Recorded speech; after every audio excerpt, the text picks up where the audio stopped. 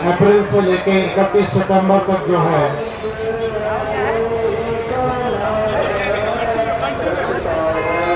एक अप्रैल से लेके 31 सितंबर तक जो है नेशनल पॉपुलेशन रजिस्टर जो भारत सरकार जो है जिसको लागू करना चाह रही है, और इसके बाद भारत सरकार जो है सिटीजनशिप एक्ट 1955 के तहत एनआरसी को लागू करने की जो सोच जो है सरकार रख रही है, जैसे सिटीजनशिप एक्ट 1955 का जो रूल है 2003 का, जो registration of citizens and issuance of citizens identity card 2003 का जो रूल है, उसके तहत भारत सरकार जो है, मोदी जी की सरकार पर्टिकुलरली मैं ये कहूँगा कि वो एनआरसी को शुरू करने की जो है वो कोशिश कर रही है।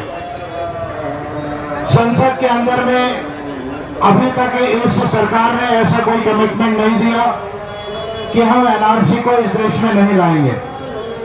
भारत सरकार ने, मोदी जी की सरकार ने ऐसा कोई नोटिफिकेशन नहीं निकाला। जब एनपीआर का प्राथमिक नोटिफिकेशन निकला जुलाई नेशनल पॉपुलेशन रजिस्टर, ये मीडिया के लोग बार बार कहते हैं, आंदोलनकारियों के पास जाते हैं और उनको सीए का फुल फॉर्म पूछते हैं, एनपीआर का फुल फॉर्म पूछते हैं, एनआरसी का फुल फॉर्म पूछते हैं, और लोगों को पूछते हैं कि भाई आपको ये मालूम है या नहीं मालूम है।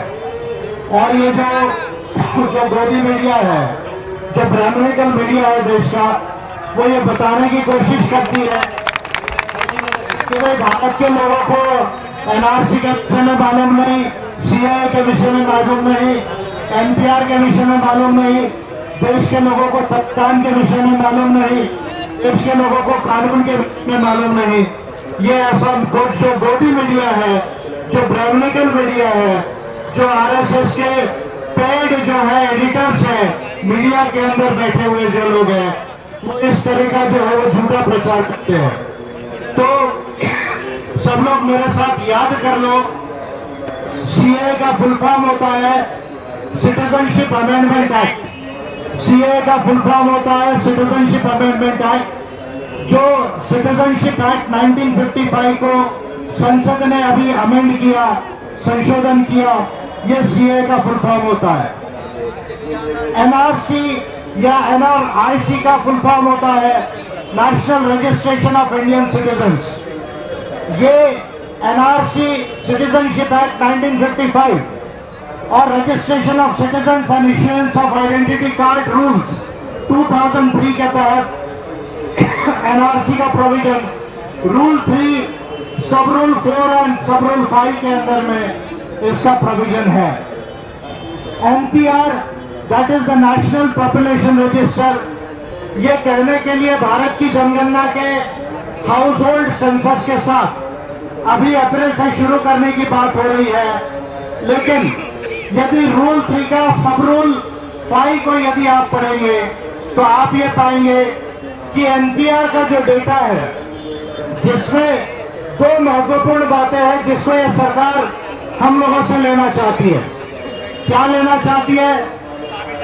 हमारा जन्म कब हुआ, कहां हुआ, उसकी डेट क्या है, ये तो आंकड़ा वो लेना चाहती है, लेकिन इसके साथ हमारे माता पिता का जन्म कहां हुआ, उसकी डेट क्या है, ये आंकड़ा भी जो है ये सरकार हमसे नेशनल पॉपुलेशन रजिस्टर में लेना चाहती है। अब मैं मोदी की सरकार से ये पूछना चाहता हूं कि हमारा देश 1947 में हमारा संविधान लागू हुआ 26 जनवरी 1950 को। जब आज हम किसी सरकारी ऑफिस में जाते हैं तो चाहे केंद्र की सरकार हो चाहे राज्यों की सरकार हो, जब सरकारों के पास खुद का रिकॉर्ड नहीं है, सरकारों के पास कंप्यूटर नहीं है, तो ये सरकार हमसे कहती है कि हमारे माता पिता की डेट ऑफ बर्थ बताओ। भारत आजाद होने के पहले, जब भारत आजाद हुआ या संविधान लागू हुआ, तो भारत का लिटरेसी रेट केवल 5% था। The literacy rate of India was only 5%, यानी भारत में 95% लोग स्कूल में नहीं थे। आज भारत में 55% लोग जो है वो भूमिहीन है। जिनके पास जमीन का रिकॉर्ड नहीं है। यानी जब हमारे देश में संविधान लागू हुआ तब जमीन का रिकॉर्ड नहीं था, तब उनके पास शिक्षा का रिकॉर्ड नहीं था। मोदी जी से मैं पूछना चाहता हूं, क्या आपका सर्टिफिकेट का रिकॉर्ड तो भी ठीक है या नहीं? मोदी जी से पूछना चाहता हूं, जो आपकी रिस्पेक्टेड माता जी है, जब नोटबंदी आप कराते हो तो उनको कैमरे के आगे आंसू दिखाने के लिए लाते हो, क्या उनका डेट ऑफ बर्थ भी आपको मालूम नहीं है?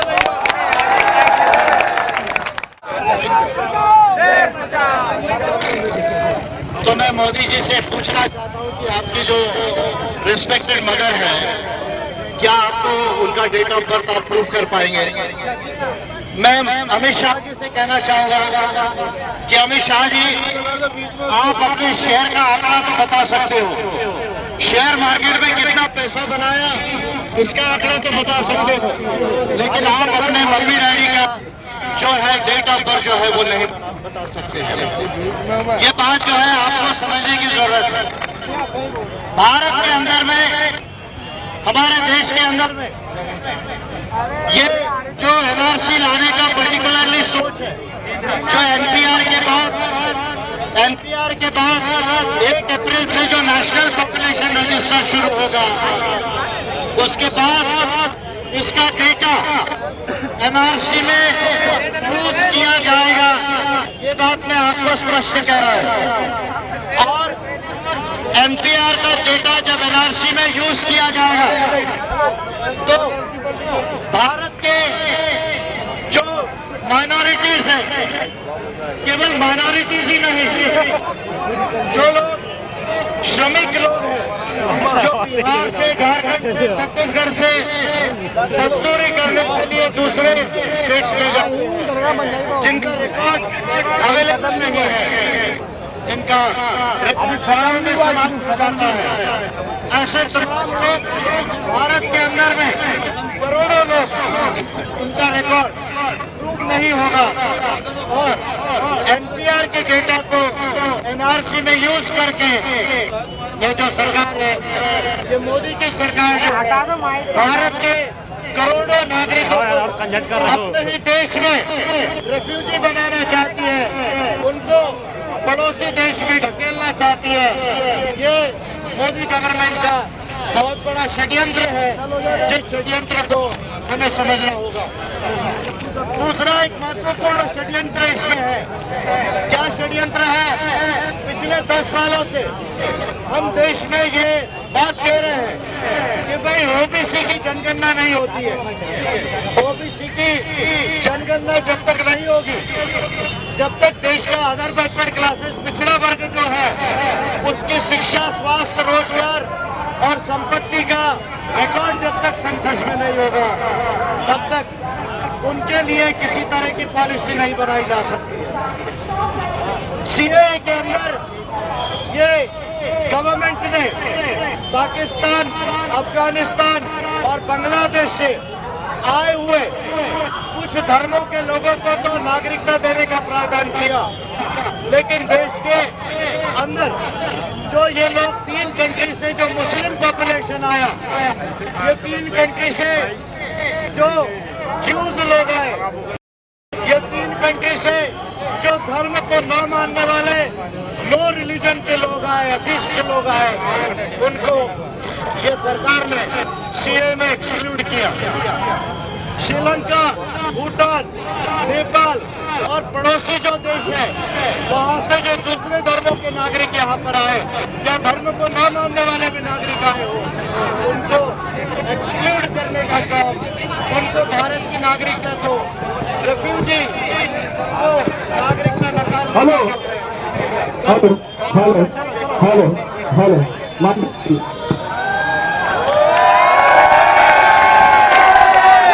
थैंक यू चाहिए आजादी।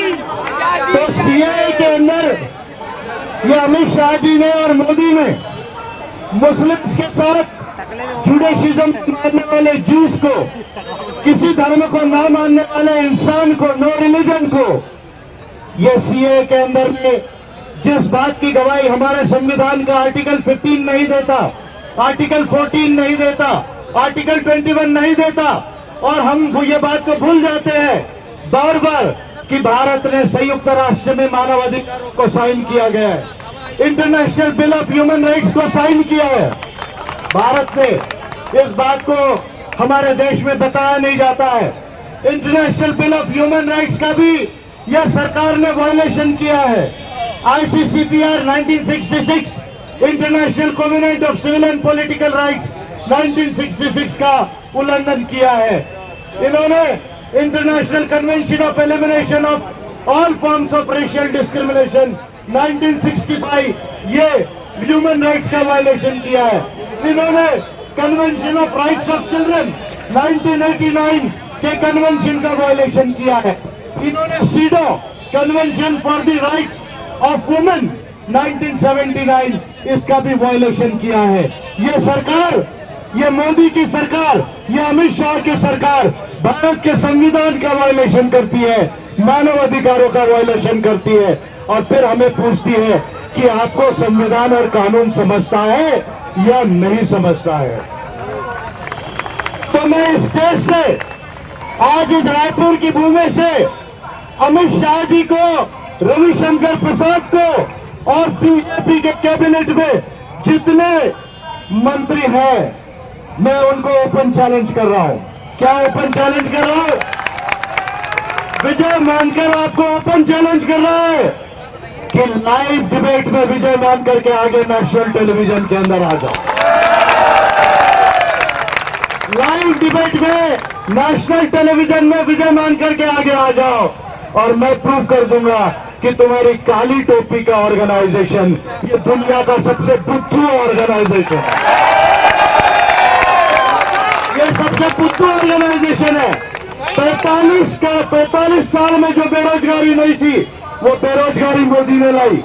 20 लाख करोड़ रुपया देश में नोटबंदी के वजह से, गलत GST के वजह से, बैंकिंग घोटालों के वजह से ये गया। और ये कहते थे कि हम पड़ोसी देश में सर्जिकल स्ट्राइक करेंगे, दाऊद इब्राहिम को चूहे के फूल दिल से ढूंढ कर निकालेंगे, ये इनकी लैंग्वेज थी। जब मनमोहन सिंह जी की सरकार थी, ये कहते थे बीजेपी के लोग कि चूड़ी पहन लो। मैं कह रहा हूं मोदी जी, आप चूड़ी पहन लो, आप चूड़ी पहन लो।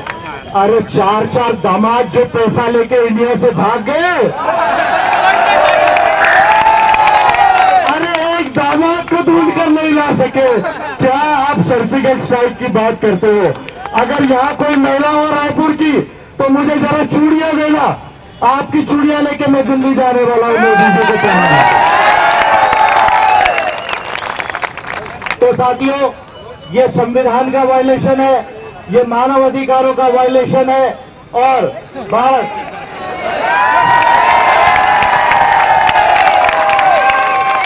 एक चूड़ी से काम नहीं चलेगा। पूरे भारत की महिलाओं की चूड़ियां मोदी को पहनाऊंगा मैं। तो साथियों, ये संविधान का वायलेशन है, ह्यूमन राइट्स का वायलेशन है, धर्म के आधार पर देश को बांटने का जो है ये षड्यंत्र है, और इसके साथ में जो है भारत के अंदर में ओबीसी की जनगणना ना हो, इसका ध्यान हटाने के लिए ये षड्यंत्र है। जो जनगणना होने वाली है उसमें सोशो इकोनॉमिक इंडिकेटर्स, यानी आपकी शिक्षा का क्या लेवल है, आपके पास जमीन है या नहीं है, आपका घर है या नहीं, बैंक अकाउंट है या नहीं, ये जो वेरियस सोशो इकोनॉमिक इंडिकेटर्स होते हैं, उससे ध्यान हटाने का जो है वो ये षड्यंत्र है, और अल्टीमेटली संविधान को धोखा पहुंचाकर आगे हिंदू राष्ट्र बनाने का जो काली टोपी वालों का सपना है, हम उसको इस देश में कामयाब नहीं होने देंगे। एक बात करूंगा, जहां जहां चुनाव है, जहां जहां चुनाव है, चाहे छोटा हो बड़ा हो, कमल को कीचड़ में डुबा दो। जब तक कमल कीचड़ में नहीं डूबेगा, ये प्रॉब्लम सॉल्व नहीं होगी। मैं बता रहा हूं क्यों? क्योंकि कॉन्स्टिट्यूशन को अमेंड करके पार्लियामेंट बना सकती है और उसको एनफोर्स कर सकती है। मैं हमारे बघेल जी से कहना चाहूंगा, हमारे कांग्रेस की गवर्नमेंट यहां पर है, बघेल जी आपको भी मैं कहना चाहूंगा, आपने कहा कि हम एनपीआर और एनआरसी को लागू नहीं होने देंगे। मैं वेलकम करता हूं आपकी आगाज को, लेकिन कॉन्सिक्वेंस ध्यान में रखिए। Under article 355 and 356 of the constitution of India, ये गवर्नमेंट, सेंट्रल गवर्नमेंट अगर चाहे, अगर आप एनपीआर और एनआरसी को लागू नहीं करोगे तो बीजेपी की सरकार इलेक्टेड राज्यों की सरकारों को बर्खास्त कर सकती है। ये काम बीजेपी की सरकार कर सकती है। मैं कांग्रेस के लोगों से कहना चाहूंगा, क्या आप अपनी सरकारों की कीमत देने के लिए तैयार हो? क्या आप सरकारों की कीमत देने को तैयार हो? आज पॉलिटिक्स में नहीं करना चाहता, लेकिन आपके गवर्नमेंट ने एनआरसी का लॉ लाया 2004 में, जो दिसंबर 2004 में मनमोहन सिंह जी के गवर्नमेंट में ये सिटीजनशिप एक्ट और रूल्स 2003 में एनआरसी का लॉ लाया। तो आप डबल गेम मत करो, कहते हो ईवीएम बंद करो लेकिन पार्लियामेंट में कानून नहीं लाते हो, कहते हो कि हम एनआरसी एनपीआर को लागू नहीं होने देंगे, बाद में आप झुक जाओगे। अगर आप झुकोगे तो कुछ चूड़ियां हम आपके लिए भी रिजर्व रखने वाले, ये बात तो मैं आप लोगों के साथ आया, पूरे देश में जाऊंगा। 8 और 9 तारीख को हम पूरे देश में जन आंदोलन कर रहे हैं इस इशू को लेकर और ओबीसी की जनगणना को लेकर। हमें डरना नहीं है, हमें पूरे देश के लोगों को मजबूती के साथ, we the people of India, हम भारत के लोग, हम भारत के लोग, हमको खड़े होना है और इस लॉ को लोकतांत्रिक तरीके से बगैर हिंसा के प्रोटेस्ट करना है और जहां जहां बीजेपी चुनाव लड़ रही है उसको डिफीट करना होगा। ये 2 बात मैं आज आपको बताता हूं। अगर भारत में इसका मसला हल नहीं हुआ तो जरूर ये न्यूयॉर्क और जिनेवा विकास का भी आगाज मैं आप लोगों को दूंगा। होश के साथ, बुद्धिमत्ता के साथ अपने आंदोलन को जारी रखें। आप लोगों को मैं बधाई देता हूं कि आज आप लोग शांतिपूर्ण ढंग से आए और हम लोगों को सुना। धन्यवाद। मैं जय हिंद के साथ में बोलूंगा, जय प्रबुद्ध भारत, मोद वेड़ची गोंडवाना। Thank you. बिना सरगम के कोई गीत नहीं लिखे जा सकते, बिना सरगम के कोई गीत गुनगुनाए नहीं जा सकते। उसमें से अगर सरगम का एक अक्षर को भी अलग करने की कोशिश करोगे तो गीत नहीं बनता है। ठीक उसी तरीके हम ऐलान करने के लिए आए हैं, हां से हिंदू, मां से मुस्लिम, दोनों मिलकर बनते हम।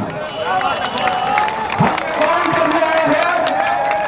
हमसे हिंदू, से मुस्लिम, दोनों मिलकर बनते हम नहीं, सारे गामा पधा निशा से ही बनती है सरगम।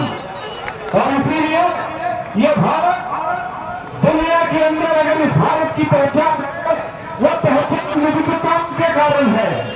अगर इस भारत को एक रंग का भारत बनाने की कोशिश करोगे, अगर इस भारत को एक धर्म का भारत बनाने की कोशिश करोगे, अगर इस भारत को एक भाषा का भारत बनाने की कोशिश करोगे तो ये भारत भारत नहीं रहने वाला। और हम कहना चाहते हैं, ये रंगों से बने हुए गुलिस्ता को आवाज चमन के साथ अगर कोई खिलवाड़ करना चाहता है उसको हम मंजूर करने के लिए तैयार नहीं है। क्योंकि ये भारत गोडसे का भारत नहीं है, ये भारत गांधी का भारत है, ये खान अब्दुल गफ्फार खान का भारत है, ये भारत दुश्मन का भारत है, ये भारत भगत सिंह का भारत है, ये भारत अशफाकुल्लाह खान का भारत है, ये भारत वो भारत है जिसकी में इस मिट्टी में पैदा होने वाले हर इंसान ने कहा मैं पहले भारतीय हूँ, पहले इंसान हूँ। और इसीलिए हमने कहा मैं हिंदू बनूंगा, न मुसलमान बनूंगा, इंसान की आवाज है, इंसान बनूंगा। और ये संदेश पूरे भारत के लिए दुनिया को हमने दिया है। आज अगर कुछ लोग, वो लोग जिन्होंने आजादी के आंदोलन में जमीन को अंग्रेजों की दास्तान मुक्त कराने के लिए कुर्बानी तो दूर, पसीना तो दूर, अंग्रेजों का तलवा छीनने का काम किया, अगर वो लोग आज हमसे देशभक्ति का प्रमाण पत्र मांगते हैं, हम ये कहना चाहते हैं तुम्हारे जैसे देशद्रोहियों को हम उसे देशभक्ति के प्रमाण पत्र देने के लिए तैयार नहीं। और इसीलिए हमारा संविधान, हमारे बाबा साहब अम्बेडकर का संविधान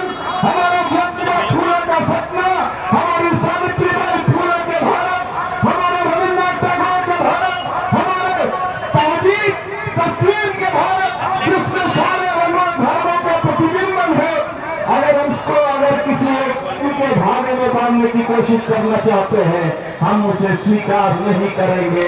ये हमारा ऐलान है।